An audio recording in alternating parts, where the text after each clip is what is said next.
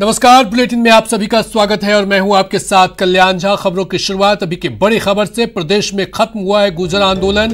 पीलूपुरा में गुर्जर आंदोलन खत्म हो गया है। सरकार और समिति में सहमति बनी और कर्नल बैंसला ने रेलवे ट्रैक पर यह घोषणा की। ट्रैक को ठीक करने में जुटे हैं गुर्जर समाज। दोपहर तक ट्रैक के बहाल होने की संभावना जताई जा रही है। 12वें दिन खत्म हुआ है गुर्जर आरक्षण आंदोलन। प्रदेश में चल रहा गुर्जर आंदोलन खत्म हो गया है। मुख्यमंत्री अशोक गहलोत और कर्नल किरोड़ी सिंह बैंसला के बीच आरक्षण आंदोलन की मांग को लेकर सहमति बन गई है। अशोक गहलोत और कर्नल किरोड़ी सिंह बैंसला के बीच बुधवार को हुई वार्ता में सहमति बनी। बैठक में जयपुर स्थित मुख्यमंत्री निवास पर हुई, जब कमेटी और गुर्जर संघर्ष समिति के बीच वार्ता में सहमति बनी है।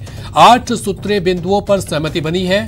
इससे पहले बुधवार को गुर्जर समाज का प्रतिनिधिमंडल जयपुर पहुंचा। राज्य सरकार ने समझौता पत्र भी तैयार कर लिया था। 5 मांगों पर गुर्जर समाज ने सहमति दी। माने गए 3 आंदोलनकारियों के परिजनों को सरकारी नौकरी मिलेगी। वहीं आंदोलन में लगे मुकदमों को सरकार वापस लेगी। नवी अनुसूची में शामिल करने के लिए केंद्र को पत्र लिखेगी गहलोत सरकार। तो इन तमाम बिंदुओं पर सहमति बनी और इसके बाद गुर्जर आरक्षण आंदोलन खत्म हो गया।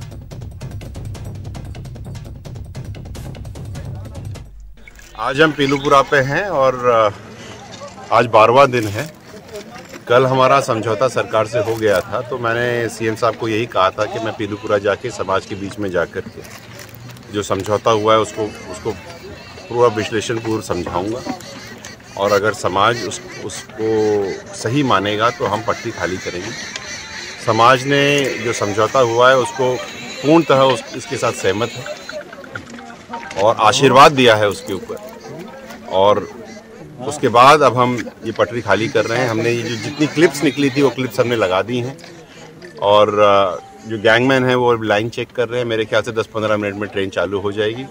इससे ज़्यादा मैं कुछ कह नहीं सकता, लेकिन इतना ज़रूर कहूँगा कि अगर 15-20 मिनट में अगर ट्रेन चालू हो रही है तो ये पता चल जाएगा आपको कि हमने किस तरह का आंदोलन किया। बैंसला जी, अन्य स्थानों पर जो जाम है उनके लिए कोई संदेश? हाँ, अन्य स्थानों पर भी जो जाम है वो खुल रहे हैं। गुडला मेरी बात हो गई है, खुशहाली दर्रा भगत जी पहुँचे हैं और आपके माध्यम से मैं सबको ये कहना चाहता हूँ कि आंदोलन समाप्त है। अपनी अपनी जगह पे जाम खाली करें। जो भी अगर टूट फूट हुई हो उसको संभाल के रखें। रोडों को साफ कर दें जिससे कि आने वाले लोगों के लिए कोई समस्या ना हो। चलिए, और अधिक जानकारी के साथ हमारे साथ बाबूलाल जुड़ चुके हैं। बाबूलाल, आखिरकार जद्दोजहद के बाद आंदोलन खत्म कर ही गया, सहमति बन ही गई।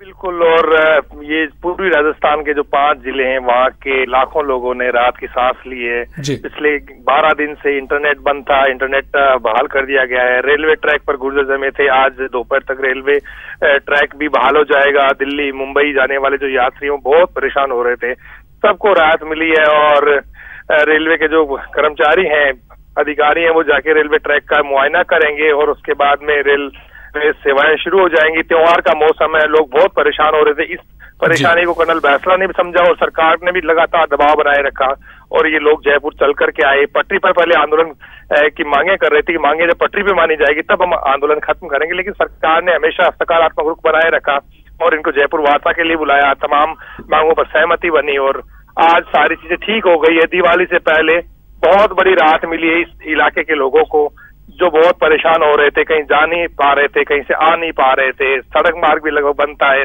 बयाना और सवाई माधोपुर को जोड़ने वाला, तो बहुत सारी दिक्कतें थी, लेकिन दीपावली से पहले बहुत राहत मिली है और लोग खुश हैं इलाके की। सरकार ने दिवाली से पहले इस गुर्जर आंदोलन को खत्म करा करके और इस इलाके के लोगों को बहुत बड़ी राहत दी है। बाबूलाल, सवाल ये है कि जो एक धड़े जो कि पहले से ही समझौते को लेकर के समझौता बन गया था जहां पर, और इस समझौता में और उस समझौता में क्या कुछ फर्क दिखाई दे रहा है और क्या कुछ अंतर है दोनों समझौतों में? ज्यादा फर्क नहीं है कल्याण। बस कर्नल बैंसला की एक जिद थी, वो ये चाहते हैं कि गुर्जर समाज के सिरमौर वही बने रहें। यही जो जिद है इस आंदोलन को 12 दिन तक खींच करके ले गई और पहली बार कर्नल बैंसला को उनके ही गढ़ में चुनौती मिली। गुर्जर समाज का एक धड़ा इनके आंदोलन को असंवैधानिक करार दे रहा था। सरकार के साथ उनकी वार्ताएं हुई, समझौता हुआ और उस समझौते में कुछ ज्यादा चीजें ऐड नहीं हुई है। बैकलॉग सरकार नहीं दे सकती, तो उसके लिए आपको यही आश्वासन दिया गया कि अब जो भर्तियां आएंगी उनमें कोई बैकलॉग बनेगा तो उनमें जरूर कोई बात बन जाएगी, लेकिन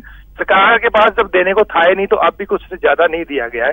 बहुत सारी बातें थी, मुकदमों को लेकर के है, प्रक्रियाधीन भर्ती को लेकर के है, जहां संशय था, संदेह था, उसको सरकार ने जरूर दूर करने का पूरा प्रयास किया, समझाइश की, और ये लोग माने भी हैं कि कर्नल बैंसला के तेवर नरम पड़े, इस बार कोई ज्यादा उग्र तेवर नहीं थे, उन्होंने लग रहा था कि ये बेवजह का आंदोलन है।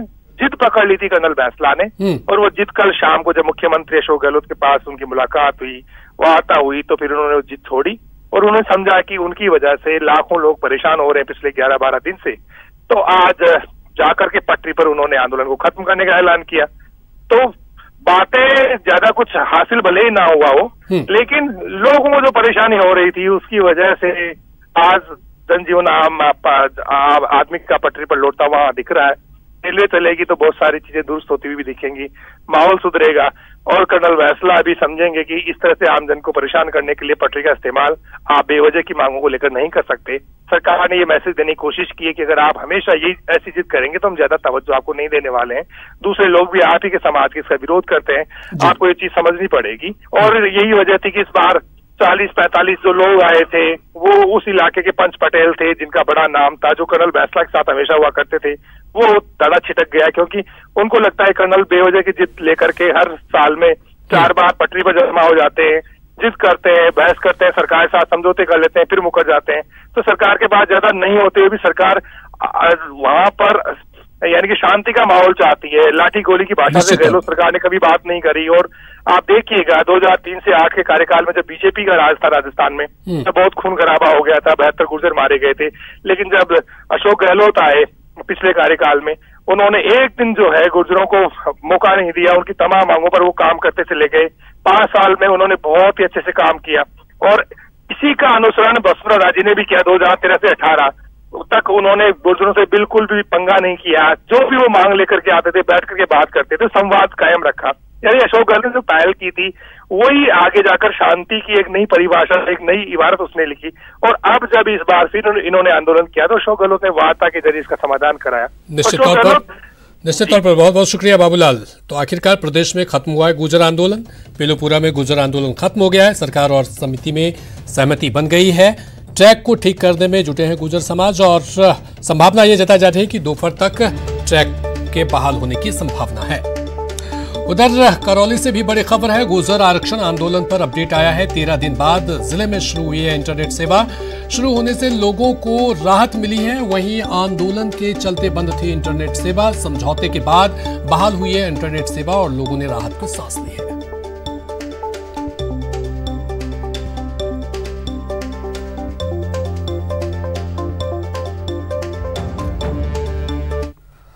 अगली बड़ी खबर जोधपुर से है, जहां हनी ट्रैप का मामला सामने आया है। जी हां, पूर्व महिला कर्मी ने कारोबारी का अपहरण किया, 4 बदमाशों के साथ किया है कारोबारी का अपहरण। बीमारी के बहाने कारोबारी को बुलाया और फिर पिटाई की। 1,17,000 नगद और 15 लाख का चेक लेकर फरार हुई है। पीड़ित ने महिला कर्मी के खिलाफ मामला दर्ज कराया है थाने में।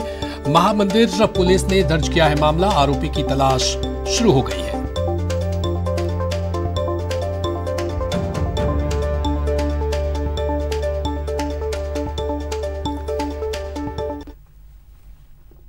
चलिए अब एक गुर्जर नेता किरोड़ी सिंह बैंसला ने सीएम अशोक गहलोत से मुलाकात की। बैंसला की सीएम से मुलाकात के बाद गुर्जर समाज समझौते की आधिकारिक घोषणा हुई। गुर्जर नेताओं और सरकार के बीच समझौते की आधिकारिक घोषणा हो चुके हैं। गुर्जर नेता पीलूपुरा में जाकर आंदोलन खत्म करने की घोषणा की है। गुर्जर नेता विजय बैंसला ने कहा कि सरकार से वार्ता सकारात्मक रही, पूरी तरह सहमत है। 2 साल में जो नहीं मिला वो 10 दिन में मिल गया। गुर्जर नेता किरोड़ी सिंह बैंसला ने सीएम अशोक गहलोत से मुलाकात की। सीएम से मिलकर कर्नल बैंसला एसएमएस अस्पताल पहुंचे, जिसके बाद किरोड़ी सिंह बैंसला की तबीयत खराब हो गई, जिसके चलते उन्हें एसएमएस में सीटी स्कैन करवाया गया। जयपुर में पटाखों और आतिशबाजी पर रोक के फैसले पर सीएम अशोक गहलोत ने ट्वीट करके स्थिति स्पष्ट की है। सीएम ने ट्वीट कर कहा कि पटाखों और आतिशबाजी पर रोक धर्म अथवा पर्वों को देखते हुए नहीं, बल्कि प्रदेशवासियों की सेहत को देखते हुए लगाई गई है। सीएम ने देशवासियों से अपील की है कि अपने और दूसरों की सेहत का ख्याल रखते हुए पटाखे न जलाएं, दिए जलाकर हर्षोल्लास से दीपावली का त्योहार मनाएं। सीएम ने कहा कि कोरोना महामारी के इस चुनौतीपूर्ण समय में प्रदेशवासियों के जीवन की रक्षा हमारे लिए सर्वोपरि है और इसमें आप सभी का सहयोग बेहद आवश्यक है। उन्होंने लिखा है कि कोरोना से लड़ाई जीतने के बाद अगले साल आप और हम सभी मिलकर आतिशबाजी के साथ दीपोत्सव मनाएंगे। सीएम अशोक गहलोत ने केंद्रीय महिला बाल विकास मंत्री स्मृति ईरानी को पत्र लिखकर आग्रह किया है कि आंगनबाड़ी कर्मियों का मानदेय वृद्धि हो। सीएम ने चिट्ठी में कहा कि आंगनबाड़ी कार्यकर्ताओं, सहायिकाओं और मिनी आंगनबाड़ी कार्यकर्ताओं का मानदेय राज्य सरकार द्वारा उपलब्ध कराई जा रही अतिरिक्त राशि का 60% अंशदान उपलब्ध कराने का आग्रह किया है। जयपुर ग्रेटर में महापौर के बाद डिप्टी मेयर सीट पर भी बीजेपी ने कब्जा जमा लिया है। ग्रेटर नगर निगम में डिप्टी मेयर के पद पर बीजेपी के पुनीत कर्नावट निर्विरोध चुने गए हैं। जयपुर हेरिटेज में डिप्टी मेयर चुनाव में कांग्रेस के असलम फारूकी ने बाजी मार दी है। कांग्रेस के असलम फारूकी को 100 में से 56 वोट मिले, जबकि भाजपा के महेंद्र ढलैत को 44 वोटों से संतुष्ट करना पड़ा। कोटा उत्तर निगम में कांग्रेस के फरीदुद्दीन सोनू कुरैशी उप महापौर का चुनाव जीत गए हैं। उत्तर निगम में उप महापौर के लिए बीजेपी के ज्ञानेंद्र सिंह को औपचारिकता के तौर पर मैदान में उतारा था। कोटा दक्षिण में भी कांग्रेस ने टाई वाले मुकाबले में उप महापौर की सीट जीत ली है। बीजेपी के योगेंद्र खींची और कांग्रेस के पवन मीणा को 40-40 वोट मिले थे, जिसके बाद लॉटरी से हुए फैसले में कांग्रेस के पवन मीणा ने बाजी मार ली। जोधपुर दक्षिण नगर निगम बीजेपी के उप महापौर का चुनाव जीत गए हैं। कांग्रेस खेमे में क्रॉस वोटिंग के चलते बीजेपी के उप महापौर प्रत्याशी को 48 वोट मिले, वहीं कांग्रेस प्रत्याशी गणपत सिंह चौहान को सिर्फ 32 वोटों से संतुष्ट करना पड़ा। जोधपुर नॉर्थ निगम में कांग्रेस के डिप्टी मेयर प्रत्याशी अब्दुल करीम जॉनी निर्विरोध निर्वाचित हो गए हैं।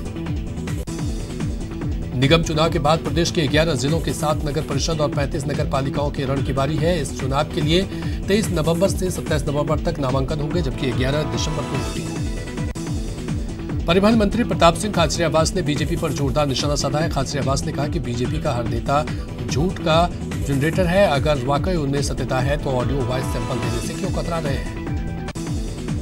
टोंक में बड़े आंदोलन की तैयारी को लेकर किसान महापंचायत की ओर से छाण गांव के देवत माता मंदिर में रखी गई किसान महापंचायत काफी हंगामेदार रही। किसान महापंचायत के राष्ट्रीय अध्यक्ष रामपाल जाट के नेतृत्व में सभा रखी गई।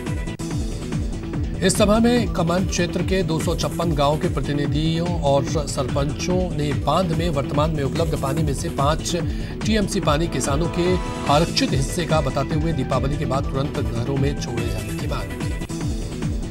सीकर के बीजेपी के चुनावी कार्यालय में बीजेपी की ओर से पत्रकार वार्ता का आयोजन किया गया। पत्रकार वार्ता को संबोधित करते हुए बीजेपी जिला अध्यक्ष इंदिरा चौधरी ने कांग्रेस के साथ साथ जिला प्रशासन पर कई गंभीर आरोप लगाए। जिला परिषद चुनाव के नामांकन पत्रों की जांच के दौरान बीजेपी के 4 उम्मीदवारों के नामांकन पत्र खारिज होने के मामले को लेकर बीजेपी जिला अध्यक्ष इंदिरा चौधरी ने कांग्रेस पर साजिश रचने का आरोप लगाया। बीजेपी जिला अध्यक्ष इंदिरा चौधरी ने प्रशासन पर आरोप लगाते हुए कहा कि बीजेपी के उम्मीदवारों को सुनवाई का कोई मौका नहीं दिया गया। बीजेपी जिला अध्यक्ष इंदिरा चौधरी ने आगामी जिला परिषद और पंचायत समिति चुनाव में भाजपा की जीत का दावा किया। बिहार विधानसभा चुनाव में बीजेपी की जीत पर पूर्व मुख्यमंत्री वसुंधरा राजे ने अपने निजी निवास धौलपुर राज निवास पैलेस पर स्थानीय बीजेपी नेताओं की बैठक बुलाई और जश्न मनाया। अजमेर में बुधवार को जिला परिषद चुनाव को लेकर नामांकन वापस लेने का अंतिम दिन था, जो नाटकीय घटना के साथ समाप्त हुआ। बुधवार को एक निर्दलीय उम्मीदवार दौलत सिंह को किशनगढ़ विधायक सुरेश टांक अपने साथ नामांकन वापस लेने के लिए लाए, लेकिन उसी समय बीजेपी कार्यकर्ताओं ने निर्दलीय उम्मीदवार दौलत सिंह को अपने पाले में लाते हुए नामांकन वापस नहीं लेने दिया और अपने साथ ले गए। इस पूरे घटनाक्रम में कांग्रेस के मंसूबे पर पानी फेर दिया। करौली में आंगनबाड़ी केंद्रों का ढर्रा नहीं सुधर रहा है। बुधवार को एक बार फिर महिला एवं बाल विकास विभाग के उप निदेशक ने आंगनबाड़ी केंद्रों का औचक निरीक्षण किया। इस दौरान 3 केंद्रों पर ताले लटके मिले। अलवर के नीमराना और शाहजहांपुर के बीच रोडवेज बस से 2.5 करोड़ रुपए की ज्वेलरी लूटने का वारदात सामने आई है। ज्वेलर्स से ज्वेलरी लूटने 2 सीआईएसएफ वर्दीधारी फरार हुए। जयपुर में बदमाशों के हौसले बुलंद हैं। रामनगरिया इलाके में बाइक सवार बदमाशों ने महिला की चेन तोड़ी। अलवर के नीमराना और शाहजहांपुर के बीच रोडवेज बस से 2.5 करोड़ रुपए के ज्वेलरी लूटने के वारदात सामने आई है। जोधपुर में एसीबी ने जवाहर नवोदय विद्यालय तिलवासनी के प्राचार्य को 10,000 रुपए रिश्वत लेते हुए रंगे हाथों गिरफ्तार किया।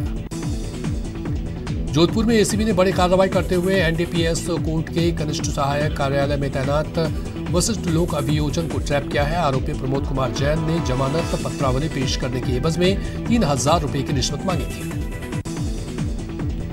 श्री गंगानगर की गढ़साना थाना पुलिस और बॉर्डर सिक्योरिटी फोर्स की जी कंपनी ने कार सवार 3 लोगों से 1,35,000 की भारतीय मुद्रा की जाली करेंसी बरामद की। बूंदी के मोतीपुरा खनिका और पिपलिया गांव से आबकारी थाना पुलिस ने अवैध देशी शराब के खिलाफ कार्रवाई हुई। पुलिस ने 20 लीटर देशी शराब बरामद करते हुए 3,000 लीटर स्पीड नष्ट कर 2 शराब तस्करों को गिरफ्तार किया। कोटा में शुद्ध के लिए युद्ध अभियान के तहत चिकित्सा विभाग की खाद्य सुरक्षा टीम ने रामगढ़ मंडी के कई प्रतिष्ठानों का निरीक्षण किया। खाद्य पदार्थों के 5 नमूने लिए, जिसमें मिल्क केक, दूध पाक, काजू कतली शामिल है। अलवर में शुद्ध के लिए युद्ध अभियान के तहत लगातार स्वास्थ्य विभाग की टीम सैंपलिंग की कार्रवाई करने में लगी हुई है। बुधवार को टीम नमकीन के गोदाम में पहुंची। टीम ने नमकीन गोदाम से बेसन और नमकीन में काम लिए जाने वाले तेल की गुणवत्ता की जांच की। बीकानेर के नौखा में सीएमएचओ डॉक्टर बीएल मीणा ने बड़ी कार्रवाई करते हुए भुजिया फैक्ट्री पर छापा मारा, जहां जांच के दौरान अनियमितता मिली, जिसके बाद सीएमएचओ ने फैक्ट्री संचालक को जमकर फटकार दिया। अलवर शहर के एनईबी इलाके में अज्ञात चोरों ने दिन दहाड़े सूने मकान में चोरी की घटना को अंजाम दिया। टोंक में सट्टेबाजी के खिलाफ कार्रवाई करते हुए पुलिस ने 3 सट्टेबाजों को गिरफ्तार किया है। साथ ही 1.5 दर्जन मोबाइल, कंप्यूटर और कार के साथ 11 लाख रुपए का हिसाब किताब जब्त किया। कोरोना संक्रमण और पर्यावरण प्रदूषण को देखते हुए राज्य सरकार की ओर से लगातार लगाए गए आतिशबाजी प्रतिबंधों की पालना सुनिश्चित करवाने के लिए चूरू जिला प्रशासन सक्रिय है। जिला कलेक्टर की गठित टीम ने कार्रवाई करते हुए पटाखों के 14 गोदाम सीज किए। कोटा में कोटा स्टोन फैक्ट्री के मजदूरों की ब्लैक किंग कोबरा सांप ने सांसें अटका कर रख दी। जिस टैंक से कोटा स्टोन पत्थर की घिसाई के लिए वो पानी काम में लाते थे, उस पानी के टैंक में 6 फीट लंबा ब्लैक किंग कोबरा सांप मौजूद था। ब्लैक किंग कोबरा सांप को देखकर मजदूरों में हड़कंप मच गया और स्नैक कैचर गोविंद शर्मा को मौके पर बुलाया गया। करीब आधे घंटे की मशक्कत के बाद ब्लैक किंग कोबरा सांप को रेस्क्यू कर पकड़ा गया। भरतपुर के कामा में बाइक सवार बदमाशों ने सब्जी विक्रेता से मारपीट की और सब्जी लदी बाइक लेकर फरार हो गए। घटना आरईपी पुलिस चौकी के पास की।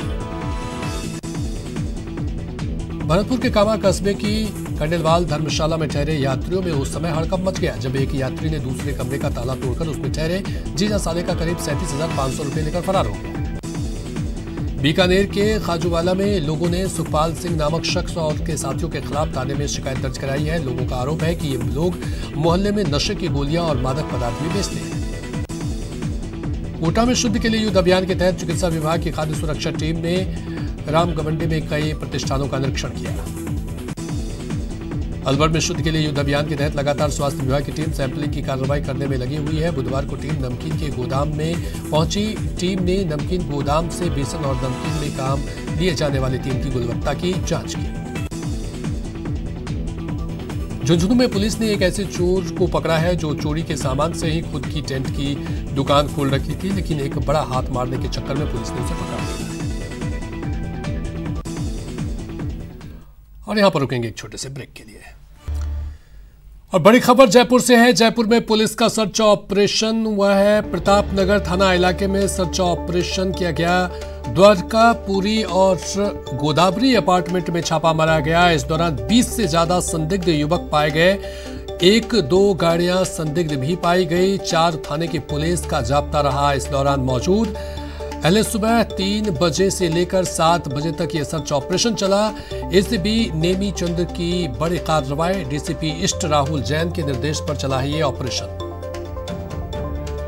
चलिए और अधिक जानकारी के लिए सौरभ हमारे साथ जुड़ चुके हैं। सौरभ, ये सर्च ऑपरेशन चला है, किस वजह से ये छापेमारी की गई है अपार्टमेंट में? बताया जा रहा है कि 20 से ज्यादा संदिग्ध युवक पाए गए हैं, क्या कुछ मामला है? जी बिल्कुल, देखिए 2 इसके विशेष कारण है इस सर्च अभियान के। दरअसल ईस्ट थाना क्षेत्र में अभी हाल के दिनों में कुछ घटनाएं जो है वो बढ़े हैं। चेन स्नैचिंग के मामले हो या गाड़ियां चोरी के मामले हो, ये बढ़े हैं, जिसके कारण से इस प्रकार का सर्च अभियान जो है वो शुरू करना पड़ा है। साथ ही त्योहार का ये सीजन चल रहा है, इस लिहाज से भी गति दी गई है और इसी के तहत प्रतापनगर थाना क्षेत्र में ये सर्च ऑपरेशन देर रात चलाया गया है। दरअसल कुछ संदिग्ध युवक जो है वो बाहर जाकर यहाँ पर रहने लगे और अपराध की घटनाओं से कहीं ना कहीं जुड़े हुए होते हैं। इस लिहाज से अपराधियों पर अंकुश लगाने के लिए इस प्रकार का ये ऑपरेशन जो है वो चलाया गया है। हालांकि जितने अभी 20 से ज्यादा युवक जो पकड़ में आए हैं वो सभी जो है वो बदमाश किस्म के नहीं है। दरअसल इसके जरिए, इस सर्च अभियान के जरिए पुलिस ये कोशिश कर रही है, जानने की कोशिश कर रही है कि इन फ्लैट्स में रहने वाले लोग दरअसल है कौन और क्या ये अपनी पूर्ण जो पहचान है उसके जरिए ही रह रहे हैं या फिर और किसी रूप में यहाँ पर रह रहे हैं और किस प्रकार की गतिविधियां इनकी है, ये सब जानने की कोशिश के लिए। ठीक है, ओके, तमाम जानकारी के लिए बहुत बहुत शुक्रिया सौरभ। तो जो 20 से ज्यादा संदिग्ध युवक पकड़े गए हैं उनसे पूछताछ जारी है आखिर। और इसी के साथ फिलहाल इस बुलेटिन में इतना ही।